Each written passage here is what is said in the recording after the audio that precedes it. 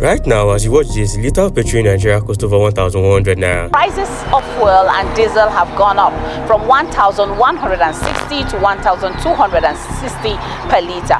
Fuel sells for 1,285. It's 1,500 per litre, and the lowest is 1,260 naira. Dangote is supplying over 92% of the nation's fuel. The Aso Rock presidential villa is spending billions of naira installing solar panels and disconnecting from the national grid. And somehow, just somehow, all these three things are connected. The real story did not start last year. It started 50 years ago when a litre of petrol in Nigeria was just 6 kobo.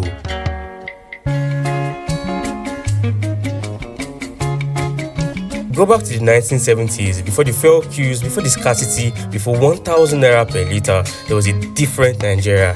In 1971, Nigeria joined the Organization of Petroleum Exporting Countries, OPEC, and everything suddenly changed. Oil became the backbone of the economy and money started flowing in real fast. By the early 1970s, petrol sold for just 6 kobo per litre, which was practically nothing. Filling your tank didn't require planning, it didn't require budgeting, it was just normal. Then came 1975. The government introduced something called the Udoji Awards, a sweeping wage increase for civil servants. Salaries jumped overnight, the economy surged with cash. Nigeria wasn't just earning more, Nigerians were spending more. Confidence was everywhere. Global oil giants like Shell, BP and Eni were all deep in Nigeria's field, competing, expanding and extracting. At the time, Nigeria was one of the most important oil producers in the world. Billions of dollars were pouring in. The narrative was simple: Nigeria don't hammer, meaning Nigeria has arrived. An oil giant, a rising power, and a country with limitless potential. At this point, Nigeria had everything: oil, money, and global respect.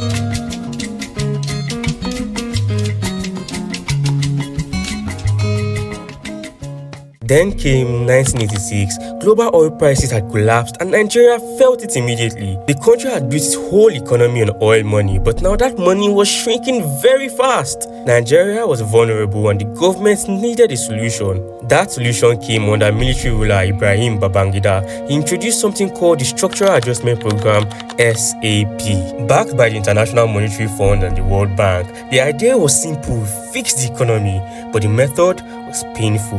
Devalue the naira, remove subsidies, liberalize the economy. The naira was heavily devalued and inflation surged from 5.4% in 1986 to over 40% in 1989, eroding the purchasing power of citizens. Coupled with the removal of subsidies on petroleum products and fertilizers, almost immediately, fuel prices jumped from about 20 kobo to 70 kobo. It didn't sound like much, but to Nigerians at that time, it was rupture. For the first time, fuel was no longer cheap and people reacted. Protests broke out across the country, streets filled with anger. This was the beginning of the Nigeria's fuel protests, the first time citizens pushed back against rising pump prices. And more importantly, this was the moment the system changed completely. For years, Nigeria had lived with an unspoken understanding. The country has oil, then fuel should be cheap. That was a social contract, and in 1986, that contract eventually broke. And every fuel crisis since then has simply been a continuation of that same moment.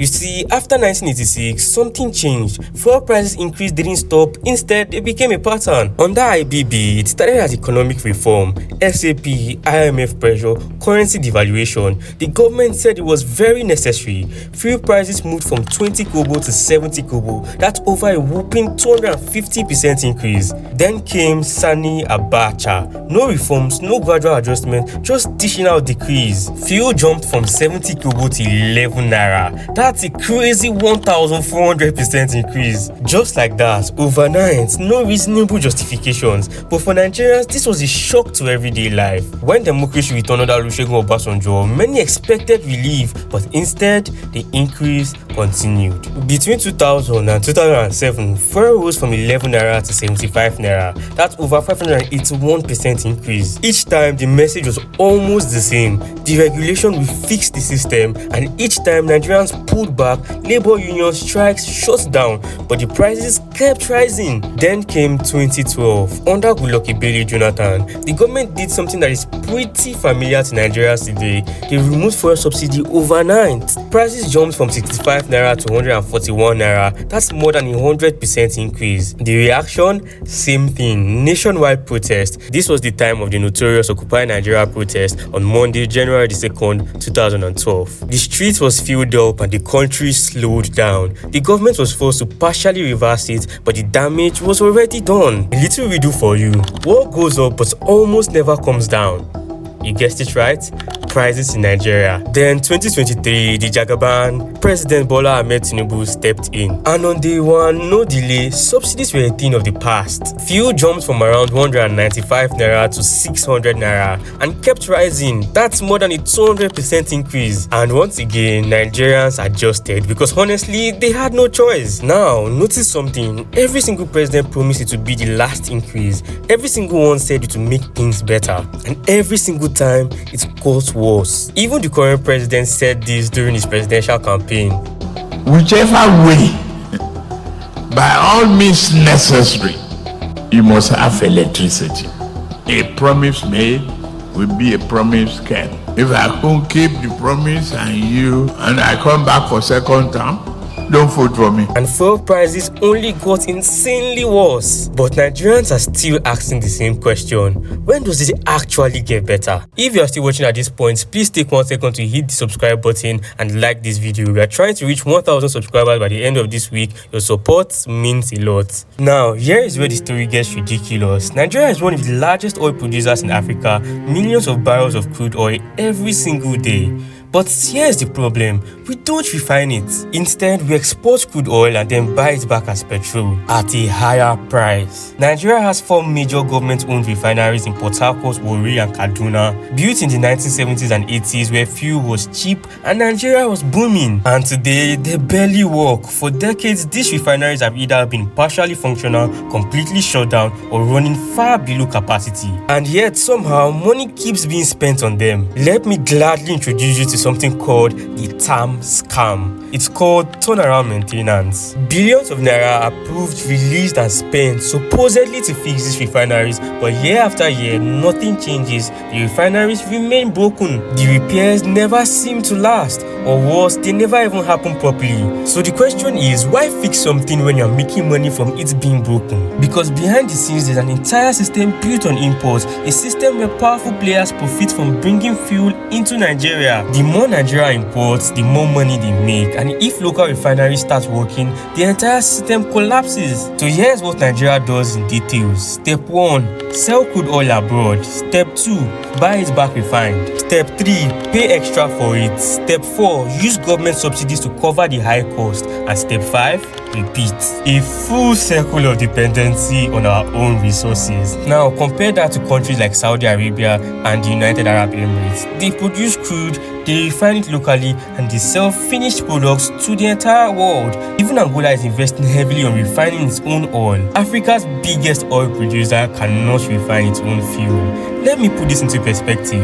In 2022 alone, Nigeria spent over $10 billion on fuel subsidies, not on building refineries, not on fixing the system, but on buying back its own oil. And somehow, this was considered normal. Now, after decades of broken refineries, Nigeria finally has something new, the Dangote Refinery, massive, ambitious, and historic. With a capacity of over 650,000 barrels per day, it's the largest single-train refinery on planet Earth. For the first time in decades, Nigeria can finally refine its own fuel. The promise? No more imports, no more dependency, no more shipping crude oil out just to buy it back. And as of now, the refinery is supplying a massive share of Nigeria's petrol. Some estimates put it around over 92% of the local supply. On paper, this should fix everything.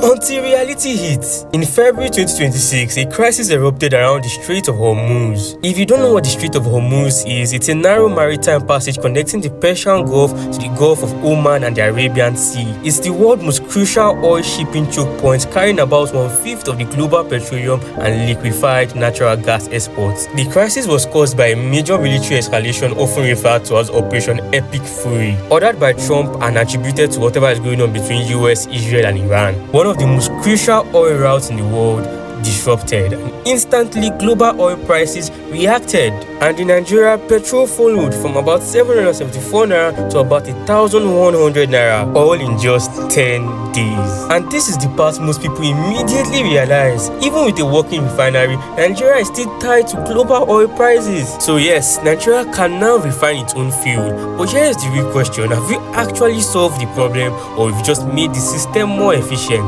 Because instead of importing fuel, we now depend heavily on one refinery, one supply chain, and one dominant player. And when anything affects global oil prices, the outcome is still the same: higher fuel prices, more pressure on ordinary Nigerians. So let's step back. Nigeria discovered oil over 60 years ago, became one of the richest oil nations in Africa, built refineries, earned billions, promised prosperity, and yet today, Nigerians are buying fuel over 1,100 per litre. And maybe the clearest sign of this reality isn't in the oil sector, it's happening at the very top. Right now, the Nigerian government is installing a multi-billion-dollar solar mini-grid at Aso Rock Villa. The goal? To disconnect from Nigeria's own national grid. Let that sink in. The seat of power in Africa's largest oil-producing country is preparing to generate its own electricity because the system it oversees simply doesn't work. And that's the story of fuel in Nigeria, a country that produces oil but couldn't refine it, spent billions importing what they already had,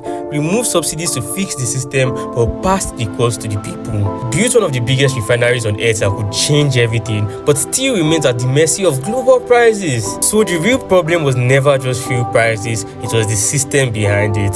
And until that system truly changed, the numbers may shift, the players may change, but the outcome may never change. Nigeria was never a poor country, it just became a poorly managed one. If you enjoy stories like this, like, subscribe, share your thoughts in the comment, turn on the notification button, and I will see you in the next one.